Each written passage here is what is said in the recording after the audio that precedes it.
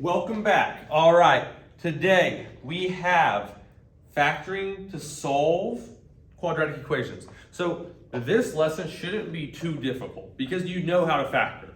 So we're only adding one step further than that, and honestly, we're going to start off with that step first, okay? So this section is 10.5.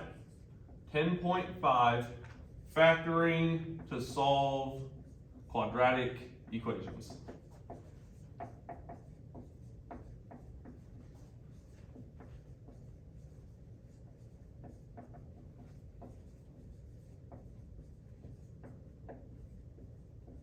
All right, factoring to solve quadratic equations. So, like I said, if we know how to factor, then this shouldn't be difficult. So if you thought the last section was easy, which a lot of you did, then it shouldn't be too bad. All right, so let's start off with example 1. My black markers are running low. All right, using the zero product property.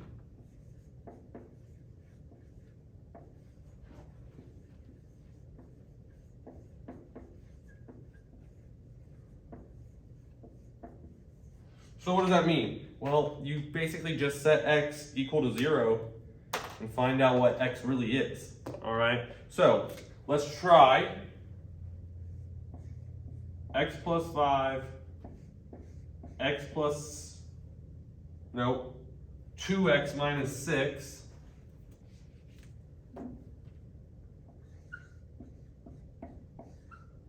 equal 0.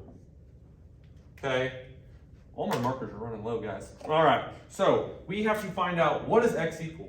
Well, it's pretty easy. We set this equal to 0, and we set this equal to 0, and then we solve. So this would just look like x plus 5 equals 0.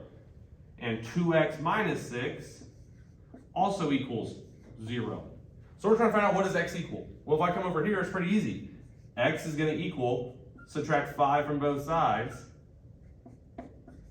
negative 5. Pretty easy. X is going to equal negative 5. All right. If we come over here, we do the exact same thing except for we leave the 2 by itself first. So we add 6 to both sides, and we get 2x equals 6. And then from here, we just have to divide both sides by 2. And x is going to equal 3. Okay. So we got x equals negative 5 and x equals 3. You're done. That's all there is to it. Okay? Like I said, this isn't that difficult in terms of what we've been doing this semester. This is one of the easier things. Okay, let's do another one. We have x plus 7 and x minus 4 equals 0. Again, we just set those two apart and set them equal to 0. X plus 7 equals 0. X minus 4 equals 0. Okay, now we have to solve. Subtract 7 from both sides. X equals negative 7. Okay, come over here. I'm adding 4 to both sides. And what am I left with? I'm left with x equals positive 4. Okay, so my solution then becomes negative 7 and 4. Okay? That's all there is to it. We're not even going to have you do any practice problems because I really don't think there's a point. You guys should understand that pretty easily. You're basically just separating the 2 apart and solving for x. Okay? So, we're going to move on to example 2 or concept 2.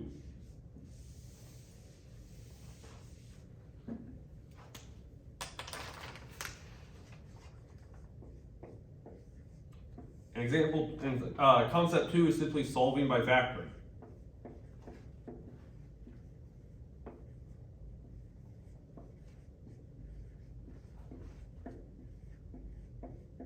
Okay, so the question then becomes, well, how is this any different? Well, the only difference is it's going to start out like this.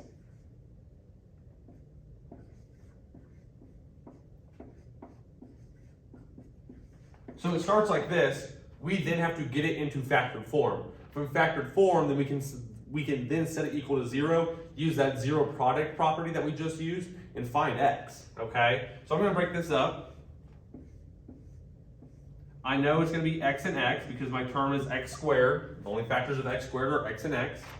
And then I have negative 48. Well, I need two numbers that are going to get me a negative 8 combined. So if we look here, negative, negative, that means this has to be a positive negative combination, okay? Doesn't matter which one's which because my leading term is x in both of them, okay? So what times what will get me negative 48 multiplying and get me negative 8 addition or subtraction, okay? Well, if we list out our factors of 48, there's a ton of them. 1, 2, 3, 4, not 5, but 6, 8, 12, 16, 24, and 48. Okay? Well, looking at this, we can say, well, 1 and 48 is not going to give me 8 in the middle. We know that. It's so obvious, okay? So really what the process is to just find the, or basically, what is the word? Basically observe which ones are obviously not going to get you a 48, a negative 8 with addition or subtraction. 2 and 24, the max you could get is a negative 22 or a negative 22. Okay. 3 and 16, again, you're either going to get negative 13 or positive 13. So I can cross that out. 4 and 12, well, let's try it. 4 and 12 is 48 multiplying. If I did a positive 12 and a negative 8, that's going to get me, positive 4, so that's not it. What if I switched it, though? If I switch it, then I get positive 4, negative 12, and I get negative 12 plus 4, negative 8. All right, so there's my factor. This is the part where now we just use the zero product property. X plus 4 is equaling 0. X minus 12. See, I'm already ahead of myself. X minus 12 is also equal to 0. Okay? And now we just solve for x. Minus 4, x equals negative 4.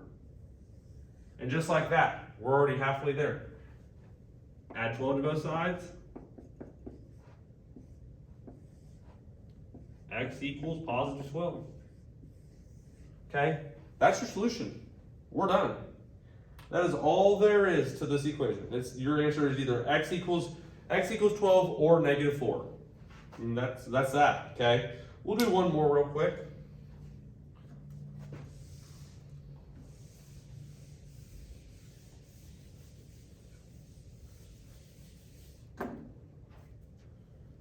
Let's do x squared plus 3x minus 4 equals 0. Okay? And what do we have to do? We have to factor. Okay? X squared, again, always going to be x and x. Negative 4. This is an easier one than 48. The only factors of 4 are 1 and 4 and 2 and 2. So, negative, positive. Negative multiplying, positive addition and subtraction. So that means this has to be a positive and negative, and it means there's going to be a bigger number with the addition, with the positive sign, because that's what's left. I have a positive number left over, therefore my positive number has to be bigger. Well, 2 and 2 isn't going to leave me anything. It would leave me 0. Positive 2, negative 2 would be 0. So we know it's going to be 4 and 1. The bigger number has to be positive 4, 1. Positive 4 minus 1 is positive 3. So there we go. Now we just have x plus 4 equals 0 and x minus 1 equals 0. Now we just have to solve for x. Subtract 4 from both sides, and I'm left with x equals negative 4. All right, come over here, add 1 to both sides, x equals 1. Just like that, we're done. X equals negative 1, or negative 4 or 1. So, like I said, this isn't too complicated. I think you'll find it fairly easy. We're gonna do one more that will pop up on your assignment, but it's nothing difficult. It's not any more difficult than what we just did. And actually, I could have just left that heading up there because it's the exact same heading because you're doing the exact same thing, just plus another step. Example 3, solving by factoring.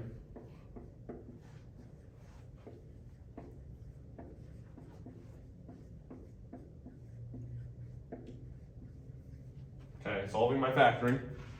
So, why is this one going to be different? Well, I'll tell you why this is going to be different. Because it looks like this. 2x squared minus 5x equals 88. All right. So as you can tell, it's not equal to 0. Well, with this type of with what we're doing, solving quadratic equations, you have to get 0.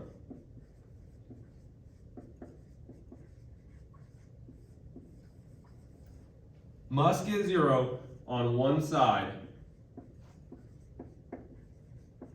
of the equal sign.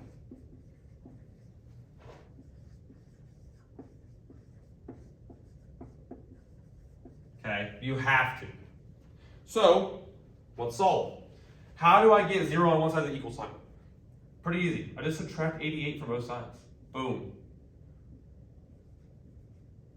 And what am I left with? Well, what I'm left with is a new equation. 2x squared minus 5x minus 88 equals 0. Okay? That's pretty good. Pretty simple. Pretty straightforward.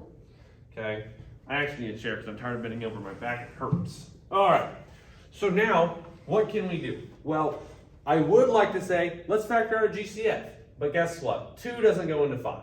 And 2's the only number that can go into 2, other than 1. So, we have to solve. So we have to factor.